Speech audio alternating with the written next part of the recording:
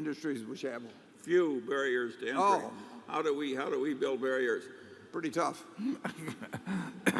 Yeah, we sort of buy barriers. We don't build them. Yeah. Yeah, well, think about that because it's true. It's very. There are some industries that are just never going to have barriers to entry, and in those industries, you better be running very fast because there are a lot of other people that are going to be running and looking at what you're doing and trying to figure out, what your weakness is or what they can do a little bit better.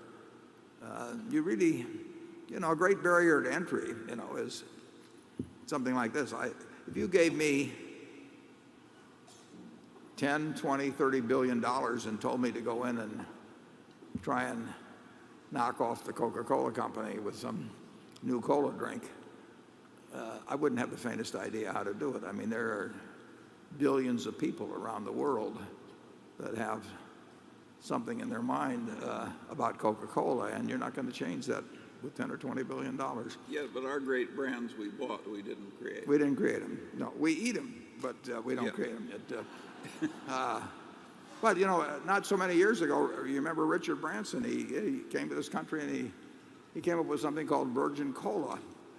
And they say that a brand is a promise. Well, I'm not sure what promise he was trying to convey by that particular branding, but you haven't heard anything about that since. I mean, I don't know how many cola drinks there have been in the history. Don Keogh would probably know, but there's been hundreds, I'm sure. And those are real barriers. But it's hard to do. I mean, as Pfizer finds out with Lipitor, the time runs out, and what was an absolute gold mine still is a pretty good mine, but it's not what it was by a long shot. But, well, nobody's going to build another railroad. We have a competitor, and we will have competitors in alternative methods of transportation and all of that. But if you're buying something at a huge discount from replacement cost, and it's an essential sort of activity, you certainly got a barrier to new competition. But the UP is out there fighting for every bit of business every day, of course. Charlie?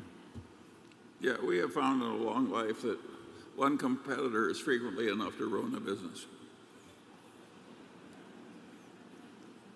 Well, I did find that out. When I started with a gas station out at 30th and Reddick here in Omaha, and we had a Phillips station next to us. I had a Sinclair station, and whatever he charged for gas was my price. I didn't have much choice. You don't like to be in a business like that.